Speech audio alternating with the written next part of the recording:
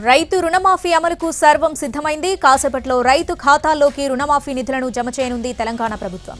ఇప్పటికే రైతు రుణమాఫీ నిధులను బ్యాంకులకు జమ చేసింది ప్రభుత్వం. రుణమాఫీ పథకం అమలును సాయంత్రం 4 గంటలకు లాంఛనంగా ప్రారంభించనున్నారు సీఎం రేవంత్ రెడ్డి. ఆ వెంటనే రైతు ఖాతాల్లో పంట రుణమాఫీకి సంబంధించిన నగదు జమ కానుంది. పథకాన్ని ప్రారంభించగానే రైతు వేదికల్లోని రైతులతో వీడియో కాన్ఫరెన్స్ లో ముఖ్యమంత్రి రేవంత్ రెడ్డి పాల్గొంటారు. రైతులను ఉద్దేశించి సీఎం మాట్లాడతారు.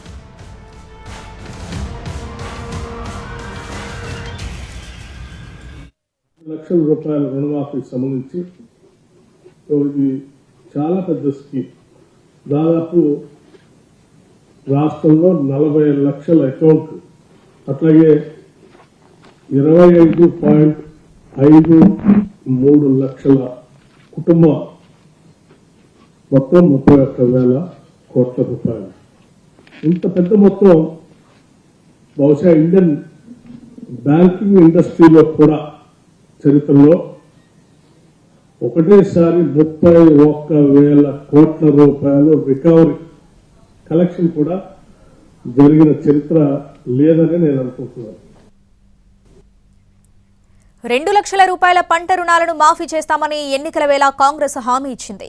అధికారంలోకి వచ్చాక హామీని అమలు చేసేందుకు తీవ్ర కసరత్తు చేసింది.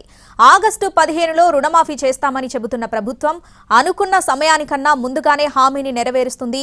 రైతు రుణమాఫీకి విధి విధానాలు రూపొందిస్తూ ఇటీవల జీవో ఇచ్చిన ప్రభుత్వం తొలి విడతగా ఇవాళ 1,00,000 రూపాయల వరకు రుణమాఫీ చేయనుంది. ఇవాళ మొత్తం 11,50,000 మంది రైతుల ఖాతాల్లోకి 7,000 కోట్ల రూపాయలు జమ చేయనుంది ప్రభుత్వం.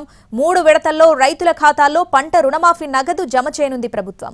ఒక్కో రైతుకు గరిష్టంగా 2 లక్షల రూపాయల వరకు మాఫీ చేయనుంది. 1,00,000 రూపాయల నుంచి 1,50,000 వరకు ఉన్న రుణాలను ఈ నెలాఖరులోపు విడుదల చేయనుంది. ఆగస్టు మొదటి వారంలో 2 లక్షల వరకు ఉన్న రుణాలను మాఫీ చేయనుంది.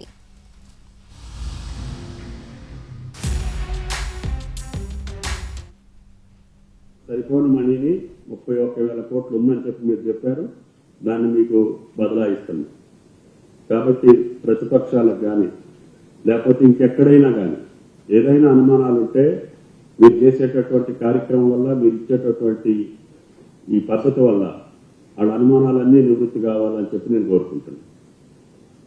రాష్ట్ర ప్రభుత్వం, ముఖ్యమంత్రి గారు, భట్టి గారు కూడా స్పష్టంగా చెప్పారు, రైతు కుటుంబాలని మేము రుణవిముక్తులు చేస్తాము.